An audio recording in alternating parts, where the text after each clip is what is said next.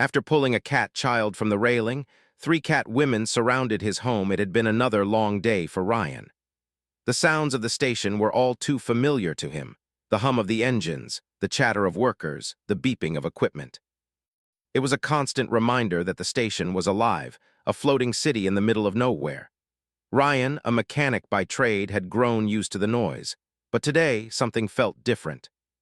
As he made his way home, the steady pace of his footsteps on the metal walkways was interrupted by a faint, almost imperceptible cry. He paused, cocking his head to listen more closely. The cry came again, softer this time, like a whimper carried by the wind. It was a sound he couldn't ignore. Without thinking, Ryan's feet carried him in the direction of the sound. His heart quickened as he moved through the bustling crowds. The station was packed with alien species of all shapes and sizes, some towering and others small and quick, weaving in and out of the streams of pedestrians. The noises and smells of the marketplace were overpowering, but Ryan's focus remained on the sound. Finally, he found the source. High above him, on a narrow balcony railing, clung a small figure. The child was no bigger than a human toddler, but her limbs were thin, her eyes wide with fear. She was holding on with one hand, but it was clear she was losing her grip. The railing was slick from the earlier rain, and the child's fur, green with streaks of darker shades, was matted from the moisture. Ryan's heart raced as he looked around. No one else seemed to notice her peril. The streets were too busy, the people too distracted. Without a second thought, he ran to the edge of the balcony, stretching out his arms. "Hey, grab on!" he shouted, trying to be heard over the noise. The child looked down at him, her big golden eyes locking with his for a split second before she seemed to hesitate. And then, with a terrified cry, her fingers slipped. Time seemed to slow as Ryan lunged forward, arms outstretched. He didn't think, didn't plan. His instincts kicked in. With a grunt, he caught the small alien child just as she tumbled into his arms, her body light but still a heavy weight in the fall. He barely managed to stay on his feet, his body slamming into the railing as he caught her. His heart pounded in his chest. "Got you," he murmured, his voice shaking slightly.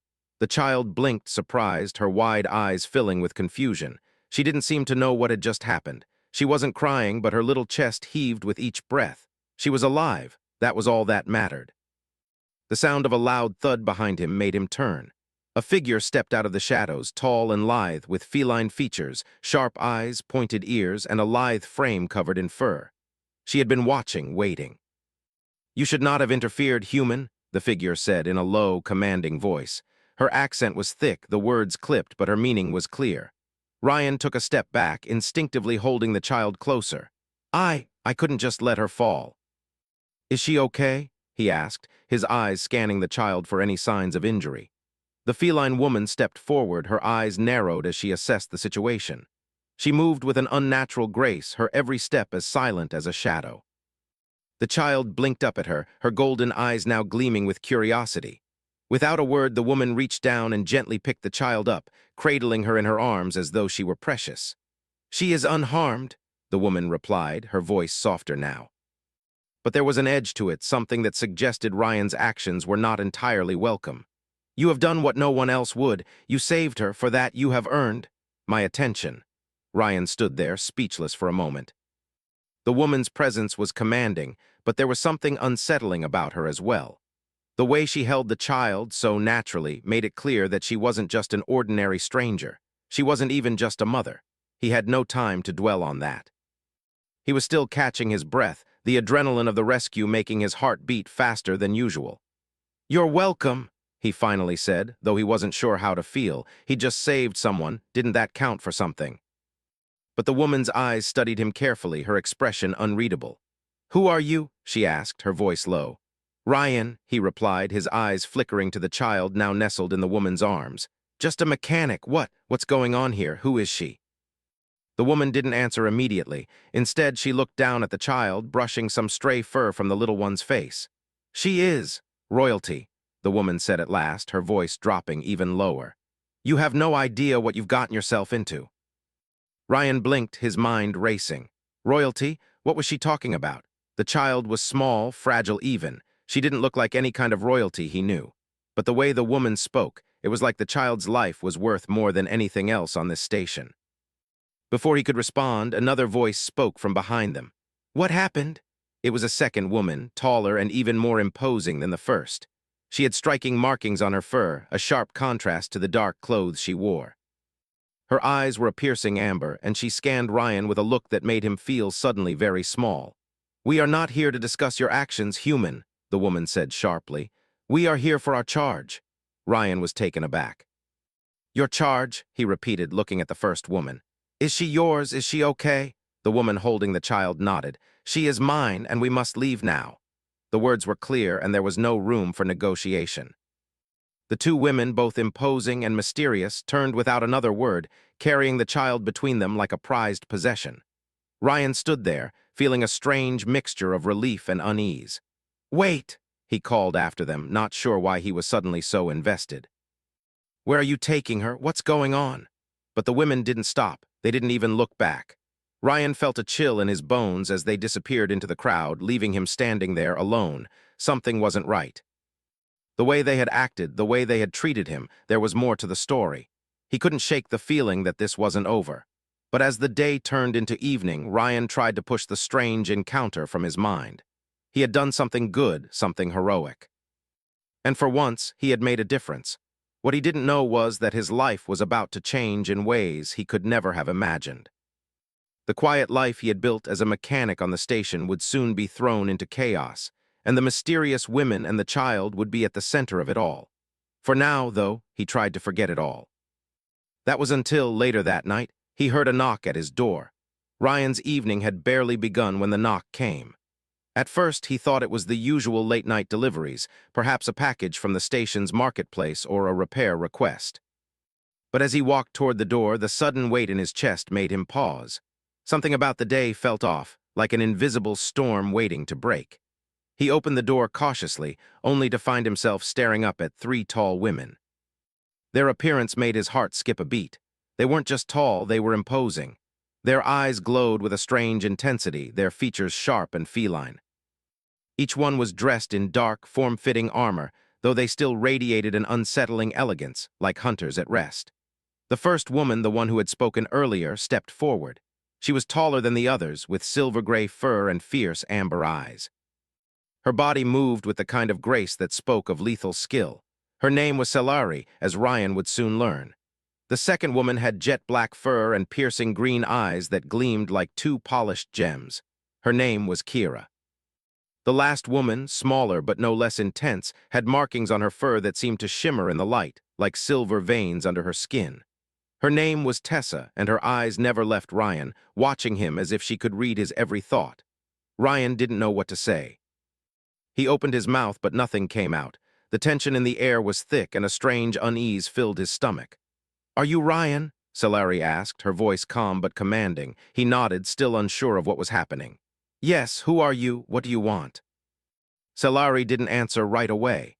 Instead, she looked over her shoulder at her companions, who seemed to be waiting for some kind of signal. When she turned back to Ryan, her expression had softened, but there was no mistaking the authority in her gaze. "We are here because of the child you saved earlier," she said, her tone almost too polite for the situation. "You don't know what you've done." Ryan felt his stomach twist. "I just helped her. She was going to fall. I couldn't just—" Scifi held up a hand, silencing him.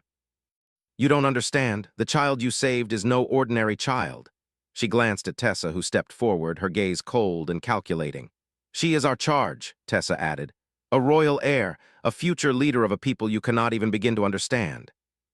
Ryan blinked in disbelief. "A royal heir? Are you telling me she's important?" "Important," Kira scoffed. "She is everything, the heir to a throne, the future of our kind, and you are now involved in her fate." Ryan's mind spun. He didn't know what to think. The little alien girl had looked so normal, small, frightened, and yet so full of life. She hadn't acted like someone important. She had seemed like any other child lost and in need of help. "You need to understand," Scifi continued, her voice low and controlled, "that her life is at risk, and by saving her you've attracted attention from enemies we've been running from for years." Ryan's throat went dry. "Enemies?" Kira nodded grimly.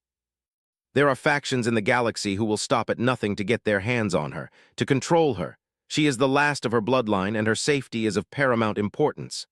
Tessa stepped closer, her eyes narrowing. "That's where you come in, human. You've caught our interest. You've proven yourself capable of protecting her, but the question remains, can you truly protect her when the time comes? Ryan took a step back. What are you asking me? I'm just a mechanic. I can barely keep up with my day-to-day life. I don't know anything about royalty or clans or whatever it is you're talking about. Scifi smiled, a small, dangerous curve of her lips. Exactly, that's why you will be trained to protect her, to understand the forces that you are now a part of. Ryan shook his head. No. I don't know anything about this. I just helped a kid. I'm not a warrior. Kira's expression hardened. You'll need to be. She's not the only one in danger now. We are all targets because of you. Tessa moved toward him, her presence dominating. You are not just a mechanic anymore, Ryan. You are now a part of something much larger, whether you like it or not. Ryan felt the weight of her words press down on him.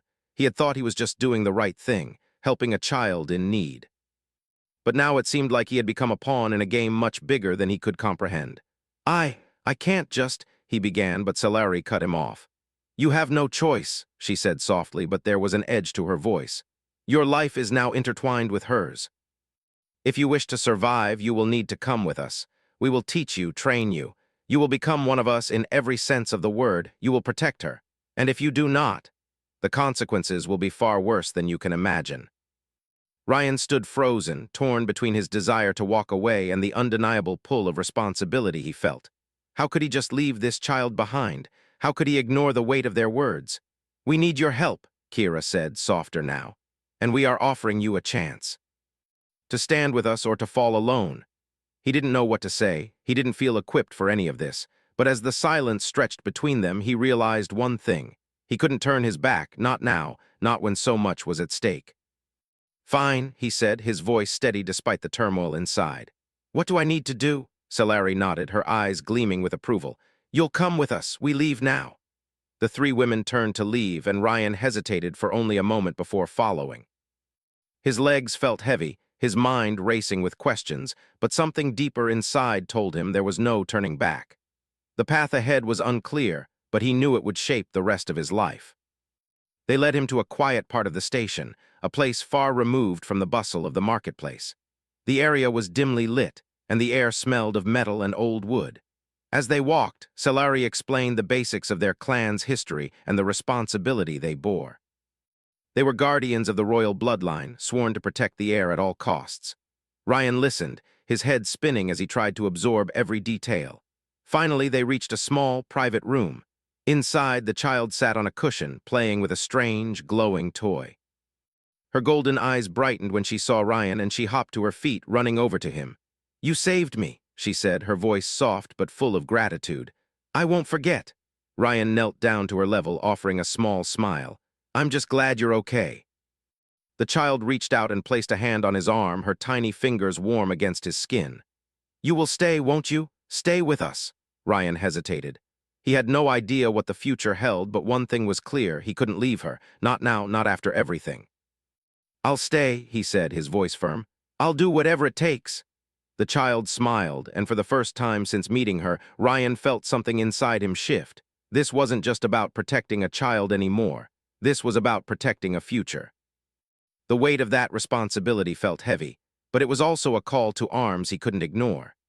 As the three women looked on, their expressions unreadable, Ryan knew his life had changed forever. The next few days passed in a blur for Ryan.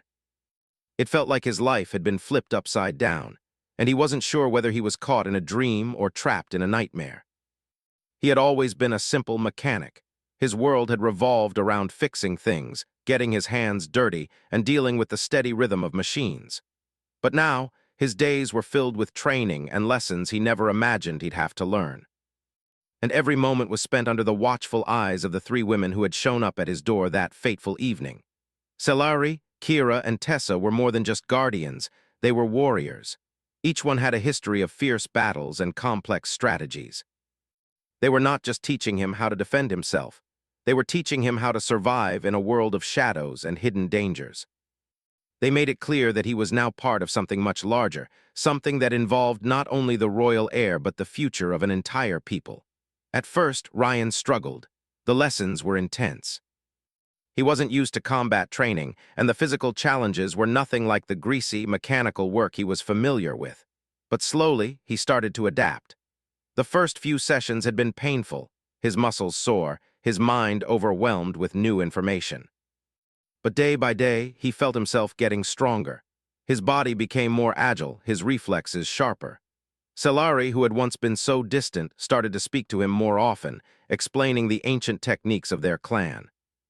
The warrior's style was efficient and deadly, every move calculated for maximum effectiveness. Ryan learned how to handle a weapon, how to move like a shadow, and how to assess danger before it even reached him. Kira, ever the strategist, helped him understand how to read situations, how to plan ahead, and how to anticipate an enemy's moves. Tessa's lessons were the hardest. She pushed him past his limits, always testing his endurance and his ability to think on his feet. At first, Ryan felt overwhelmed, but slowly he began to see the purpose in the relentless training. But it wasn't all hard work. There were moments of rest, too, when the training paused and the atmosphere softened. During these times, he found himself drawn to the child. She was always nearby, always watching him with those large, golden eyes that seemed to see more than he could understand. Her name, as he learned, was Lyra, and she was unlike any child he had ever met. Despite her royal heritage, she was playful and curious, often running circles around him and laughing in a way that felt far too innocent for someone who carried such a heavy burden. Lyra would often approach him after his lessons, her tiny paws tapping the ground as she stared up at him with unspoken questions. At first, Ryan had no idea how to connect with her. What could a mechanic offer to someone so important, someone so far removed from his world? But little by little, they formed a bond. He started telling her stories, simple stories from his own childhood, tales of small adventures and things he had seen on the station. Lyra would listen with rapt attention, her ears twitching in time with his words, her eyes wide and full of wonder. In return, Lyra would share little glimpses of her own world, though in her own childlike way. She would mimic the movements of the warriors, attempting to practice the stances they had shown Ryan, though her movements were awkward and far less graceful. Yet she always looked so determined, so proud of herself when she managed to get a move right. Sometimes she would sneak up behind him and surprise him with a playful swipe of her tiny claws, laughing as she darted away. These moments of innocence and joy were a stark contrast to the lessons he was learning from the women. The world Lyra had been born into was harsh and unforgiving, filled with enemies who sought her life. But here, with Ryan, there was peace. For a moment, the weight of the universe seemed far away. The days of training were grueling, but the nights were filled with something much lighter, something that reminded Ryan of what he was fighting for. One evening, after a particularly tough training session, Ryan found himself sitting alone on a bench in the small courtyard outside their hidden refuge. The cool breeze of the station blew softly through the air, carrying the faint hum of distant machinery. He leaned back, letting the calm wash over him for a moment, trying to catch his breath. "Ryan!" Lyra's soft voice interrupted his thoughts. He opened his eyes to find the little alien standing a few feet away, her golden eyes watching him intently. He smiled, his heart lightening at the sight of her. "Hey, Lyra, what's up?" She tilted her head to one side, her large ears flicking in the breeze. "Why do you fight?" she asked suddenly, her voice quiet but full of curiosity. Ryan was taken aback. "Fight," he echoed, unsure how to answer. I guess I fight to protect you, to make sure nothing happens to you." Lyra's eyes narrowed as though she was considering his words carefully. She stepped closer to him, her small feet making soft tapping noises against the metal floor. "But why protect me?" she asked, her voice almost hesitant. "I don't understand." Ryan stared at her, unsure how to explain something so complex to a child. He had never been a hero, never seen himself as someone with a higher purpose. But now, as he looked at her, this small, vulnerable creature who was burdened with so much more than any child should have to bear, he felt an overwhelming sense of responsibility. "I protect you because you matter," he said, his voice firm. "Because you're important, and not just to me, but to so many people. You have a future, Lyra, a future that's worth fighting for." Lyra blinked at him, her golden eyes filled with a deep, knowing look that seemed to pierce straight through him. "But I don't want a future without you," she whispered, almost to herself. "I don't want to be alone." Ryan's heart ached at her words. He had never thought of it like that before. The child he had saved wasn't just someone to protect. She was someone who depended on him, someone whose future was now intertwined with his own. And as much as he had tried to push it away, he realized that this responsibility wasn't something he could just walk away from. "You won't be alone," he promised, his voice steady and reassuring. "I'll make sure of it." Lyra's small face lit up with a smile, and she gave him a hug, small, soft, but full of trust. Ryan hesitated for a moment, then returned the embrace, his arms wrapping around her in an unfamiliar but comforting gesture. He didn't know how long they stood there, locked in that quiet moment, but when Lyra finally pulled away, there was something different in her eyes, something that told him she trusted him more than anyone else. The next few days continued in a similar rhythm. The training was demanding, but it felt different now. Ryan wasn't just going through the motions. He was learning because it mattered. He wasn't fighting for himself. He was fighting for Lyra, for her future. And with every passing day, he felt a deeper connection to her and to the mission he had now become a part of. But as the days wore on, the tension in the air grew heavier. The lessons were no longer just about physical training. The reality of the threat against Lyra became more and more apparent. The three women, ever vigilant, spoke of whispers in the shadows, enemies who had learned of the air's existence and were closing in. Scifi, Kira, and Tessa were preparing for something, though they never spoke of it openly. There was a sense that time was running out, that soon they would be forced to face whatever danger had been hunting them for so long. Ryan had no choice but to trust them, to keep pushing himself, to become something he had never imagined. As the days passed, he felt himself changing, becoming stronger, more capable. And yet, no matter how much he trained, a small part of him wondered if it would be enough. He wasn't a warrior. He wasn't a hero. He was just a mechanic, a man who had once fixed machines for a living. But now he had a new purpose, a purpose that could mean life or death for the child he had promised to protect. And he would not fail her. Ryan had only just begun to adjust to the relentless pace of his new life when the air shifted. The once familiar hum of the space station, the comforting noise of life continuing around him, now felt oppressive, as though the station itself was holding its breath. For the first time since his involvement with the Royal Air, Ryan began to understand the full weight of the situation. They were not just training for battle, they were preparing for war. The three women, Scifi, Kira, and Tessa, had grown more intense in their lessons. Every day they drilled him harder, pushed him further.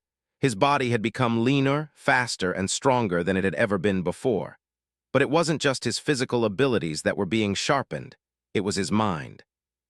They taught him to think like a soldier, to see danger before it appeared. They spoke in hushed tones about enemies in the shadows, factions that had been hunting for Lyra for years, and a conspiracy that ran deeper than Ryan could comprehend. One afternoon, after a particularly exhausting training session, Scifi sat him down in the small meeting room where the women often gathered to discuss their plans. She was unusually quiet, her amber eyes focused on the table in front of her. Kira and Tessa stood near the door, their postures tense, as if expecting something to happen at any moment. Ryan wiped the sweat from his forehead, still trying to catch his breath. He had been sparring with Tessa, and though he had improved significantly, it was clear that he was no match for her speed and precision. He had landed a few decent blows, but she had easily knocked him down each time. "Ryan," Scifi said finally, her voice low and serious. "It's time to understand the full extent of what's at stake here." Ryan looked up at her, confused. "What do you mean? I've been training hard. I'm ready, aren't I?" Scifi met his gaze, her eyes piercing. "No, Ryan, you're not ready, but you will be. The enemies we face are unlike anything you've encountered before. They are relentless, cunning, and will stop at nothing to get what they want." Ryan's stomach twisted. He had known that they were in danger, but he hadn't realized how close the threat was. "What kind of enemies?" he asked, his voice barely a whisper. Kira stepped forward, her green eyes flashing with anger. "There are groups within the galaxy that would do anything to see Lyra dead. Her bloodline represents more than just a throne. It represents the power to control the fate of entire worlds. There are those who believe they should rule instead, and they won't hesitate to use any means necessary to eliminate her." Tessa's voice was cold as she added, "And they've been hunting her for years. She's been hidden away, kept in the shadows, and even now they're closing in. It's only a matter of time before they find us." Ryan swallowed hard. His mind raced, and his thoughts felt like they were spinning out of control. This wasn't just some random danger. This was a fight for the future of an entire people, a battle between factions that would stop at nothing to get what they wanted. And Lyra, this small, innocent child, was at the center of it all. "What do we do?" Ryan asked, his voice steadier than he felt. Solari looked up at him, her expression hard. "We fight. We make sure she's ready, and we make sure you're ready." Ryan's eyes flickered to the others. How do I get ready for something like this?"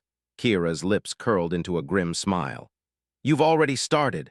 Every lesson, every challenge is part of preparing you for what's coming. You need to learn how to think on your feet, how to make split-second decisions. You need to learn how to trust your instincts." Tessa gave a small nod. "And most importantly, you need to learn how to protect her. You can't afford to hesitate. If you do, she'll be gone." The weight of her words hit Ryan like a physical blow. He had come to understand the importance of Lyra's life, but he hadn't realized just how many forces were aligned against them. The stakes were higher than he had imagined, and now it was clear that there was no turning back. For the next few days, Ryan's training intensified. They focused on combat tactics, how to think quickly in a firefight, how to work together as a team, and how to use the environment to their advantage. Tessa was the hardest on him, always pushing him to his limits, never allowing him to take the easy way out. She taught him how to fight with precision, how to strike at the right moment, how to anticipate the movements of an opponent. But as much as Ryan tried to keep up with the physical demands of the training, his mind kept returning to Lyra. She was always nearby, watching him with those large, curious eyes. Her presence was a constant reminder of why he was doing this, why he had to keep pushing himself, even when every muscle in his body screamed in protest. One evening, after a particularly brutal training session, Ryan found himself alone in the courtyard, breathing heavily. The cool air of the station felt like a relief against his sweating skin. He leaned against the wall, trying to catch his breath when he heard the familiar sound of small feet padding against the metal floor. Lyra appeared, her golden eyes wide with concern. "Are you okay?" she asked, her voice soft but filled with genuine worry. Ryan straightened up, forcing a smile. "I'm fine, just tired." Lyra tilted her head, her fur rustling slightly. "You look like you're in pain." He chuckled lightly, though it didn't quite reach his eyes. "It's just the training. You wouldn't believe how much I've been learning." Lyra stepped closer, her small hands reaching out to touch his arm. "I don't like it when you're hurt," she said, her voice small, almost shy. Ryan's heart ached at her words. He had never seen her this way, vulnerable, as though she was starting to feel the weight of everything around her. He knelt down to her level, resting his hands on her shoulders. "I'll be okay, Lyra," he said, his voice steady, though he wasn't entirely sure of it himself. "I'm just learning to protect you, that's all." She looked up at him, her golden eyes searching his face. "You promise?" "I promise," he said softly. Lyra smiled, and for a moment it was as if the world stopped spinning. The dangers, the threats, the looming war, all of it seemed to vanish in that one moment, as though there was only the two of them in that courtyard, with no one else in the galaxy. But the moment didn't last long. A distant sound, a low rumble, brought Ryan back to reality. He stood up quickly, scanning the surroundings. He didn't know what it was, but his instincts told him something was wrong. "Ryan!" Lyra's voice was full of confusion, but he could tell she felt it too. Before he could respond, the sound grew louder, echoing through the station's narrow halls. It was the unmistakable sound of an approaching ship, a large one. The hairs on the back of his neck stood up. Solari's voice suddenly came through the comm system, sharp and urgent. "Ryan, get Lyra to safety. Now!" Ryan didn't hesitate. He grabbed Lyra's hand, pulling her along as he ran toward the secure room where they had been keeping Lyra hidden. His heart pounded in his chest as he realized what was happening. The enemy was here. They had finally found them. As they reached the door, Ryan looked back one last time, his mind racing. He had promised to protect her. And now the time had come to prove that he could. The air inside the station's secure room was thick with tension as Ryan slammed the door shut behind him, locking it with a sharp click. Lyra stood next to him, her small body trembling slightly, her golden eyes wide with fear. Ryan's own heart was pounding in his chest as he scanned the room, the familiar surroundings now seeming foreign and cold. This was no longer just a safe space. It had become a sanctuary under siege. "Stay close, Lyra," Ryan said, his voice firm despite the swirling panic in his chest. He knelt down to her level, trying to keep his tone calm. He needed her to stay calm. "I'm going to make sure we're safe, okay?" Lyra nodded, her tiny hand gripping his. Her expression was more serious now, and it sent a chill through him. The child who had once been so full of light and laughter was now aware of the danger around them. She was no longer just a little girl. She was the future of her people, and the weight of that responsibility was starting to settle on her shoulders. Ryan turned toward the comm panel on the wall, his fingers moving with urgency as he tried to contact Cellari, Kira, and Tessa. But there was no response. The comms were down, his pulse quickened. He had known that the day would come when they would have to face the enemy, but the reality of it was different from anything he had imagined. He had trained for this, yes, but nothing could have prepared him for the sheer scale of the threat that was coming. He didn't know who these enemies were or what they wanted with Lyra, but one thing was clear. They weren't going to stop until they had her. With no time to waste, Ryan turned to Lyra. "Listen to me. You need to stay hidden. I'm going to make sure the others are okay." Lyra opened her mouth to protest, but Ryan held up a hand. "I'm not asking, Lyra. You're the most important thing here. If something happens to me, you need to be ready. You have to survive." She looked up at him, her eyes filled with a mixture of fear and trust. Without a word, she nodded and ran toward the small corner of the room where they had set up a bed for her. She curled up into a ball, hugging her knees to her chest as she watched him, her eyes never leaving his. Ryan grabbed the blaster he had been training with, checking the power cells and making sure it was ready. His training had focused on close combat, but he knew how to handle a weapon when needed. The thought of using it made his stomach turn, but he couldn't afford to hesitate. He wasn't just a mechanic anymore. He was the protector. Stepping toward the door, he paused, listening for any sound. The hum of the station had faded, replaced by an eerie silence that made his skin crawl. He had no idea how many enemies were out there or what kind of firepower they had, but he wasn't about to let them take Lyra. He took a deep breath and opened the door, stepping into the corridor. The low hum of distant machinery was the only sound that greeted him. He moved quickly, his footsteps light but deliberate as he made his way through the narrow hallways, every sense on high alert. The station felt like a maze, the familiar walls now seeming to close in around him. He passed the small control rooms, the maintenance hallways, and storage areas where he had worked countless hours. Now they felt like traps, places where enemies could be hiding, waiting for the right moment to strike. But there was no time to second-guess himself. He had to keep moving, keep searching for the others. He rounded a corner and froze. The faint sound of voices reached his ears, low murmurs that sent a shiver down his spine. He moved closer, pressing his back against the wall as he peered around the corner. There at the far end of the hallway stood Cellari, Kira, and Tessa, their weapons drawn, their eyes scanning the darkness ahead. Ryan's heart lifted, but the relief was short-lived. Something was wrong. The women were not alone. 3 other figures stood in the shadows, their silhouettes barely visible in the dim light. They were tall, cloaked in black armor that reflected the faint glow of the station's lights. Ryan could feel the weight of their presence. This wasn't just a skirmish. This was the moment he had been preparing for. Cellari caught his movement out of the corner of her eye and signaled for him to stay back. Ryan didn't argue. He knew better than to rush into a fight without understanding the situation first. He remained hidden, watching closely. One of the cloaked figures spoke, his voice low and cold. "We've found her," he said, his words laced with menace. "You've done well to hide her this long, but it's over now." Ryan's blood ran cold. These were the people who had been hunting Lyra. The people who would stop at nothing to claim her. Kira's voice cut through the silence. "You're too late," she said, her tone as sharp as the blade she carried. "We've already made our stand. You won't take her." The cloaked figures laughed, their voices like a chorus of snakes. "You think you can protect her?" one of them asked, stepping forward.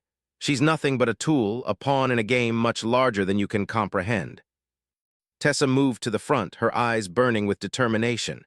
"You will not lay a hand on her," she growled, her voice a promise of violence. Ryan's grip on his blaster tightened, but he remained hidden, waiting for the right moment. The tension in the air was thick, and every muscle in his body screamed for action. He wasn't just going to stand by. He couldn't. Not after everything he had trained for, not after everything he had promised.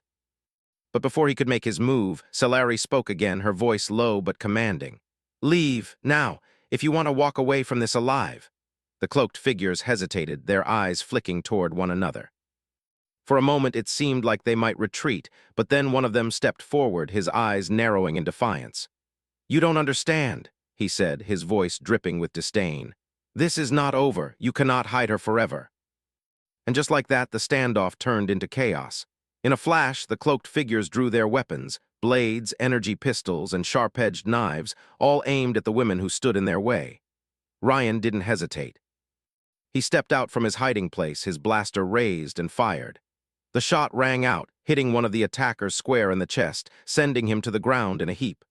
The women moved as one, their training evident in every step. Solari and Kira fought like warriors, swift, graceful, and lethal. Tessa was a force of nature, a whirlwind of power and precision. Ryan stayed close, his focus sharp, his every instinct screaming at him to protect the woman who had once been a child in need of saving. The battle raged on, a blur of movement and noise.